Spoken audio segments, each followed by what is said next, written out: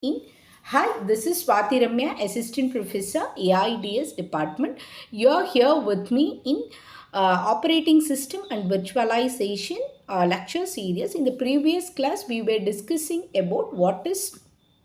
Let me give the short overview of the previous class discussion. We were discussing about what is computer system and what is the operating system.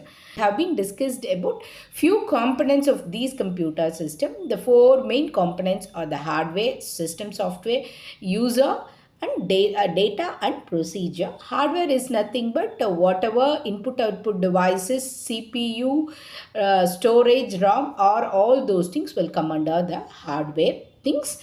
And when you go for a system software, the main thing is operating system, device driver, compiler, and loader will come under the system software. User is nothing but user. We end users will come under the user category.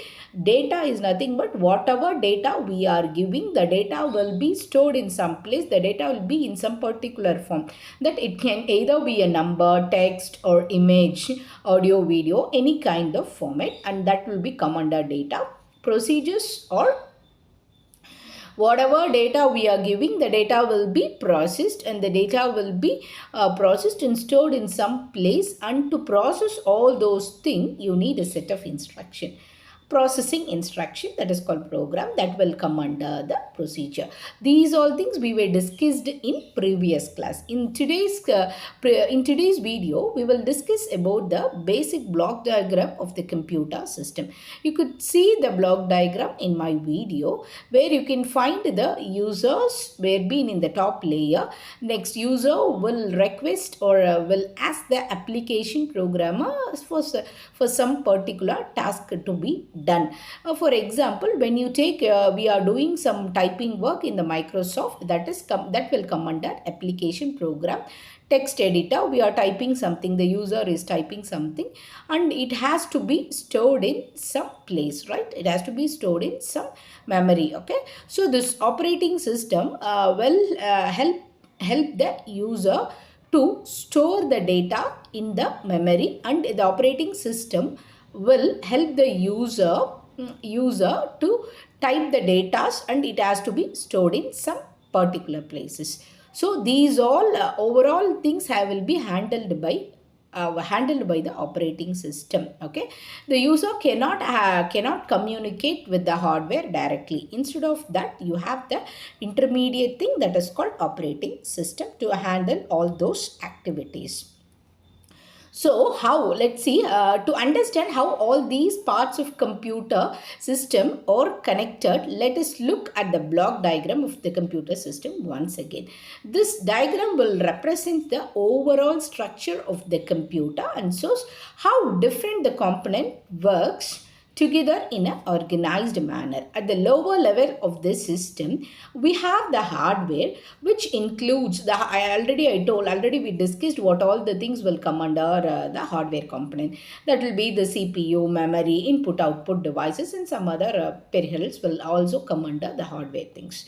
So directly above the hardware, you could find the operating system, right? So the operating system will act as the controller that will manages this hardware resources and ensures they are used efficiently and safely to complete the task as soon as possible. So above the operating system, you could find the system application program, that is application program. The application program will be like web browser, word processor, media, whatever the application, user applications will be come under this application program. That depends, and many things, we would have many application program that has been installed in the system or laptops. At the top level, that will all come under this application program. At the top level, you could find the user will be in the top level, who will interact with the hardware, who cannot able to interact with the hardware directly. Instead of that, the operating system will mediate the user and the hardware. So now you could understand what is the purpose of operating system. It acts as a mediator between the hardware and the user. So when you see the hard operating system is a intermediate between the user and hardware. It should have some interfaces. So we have two kind of interfaces: user interfaces, that is command line interface, graphical user interface. Okay, command line interfaces is nothing but the shell programs, or the shells things will come under the command line interfaces, and graphical user interface will be the Windows and Mac OS Finder. These all things will come under user interfaces. The one of the main functionality of operating system which will give you the user friendly things, because let me give you a short example so that you can understand the block diagram very clearly. Okay, let us take a small example. When you click a print button in the document editor, the application does not communicate directly with the printer hardware. Okay, instead of that, it will send a request message to the operating system.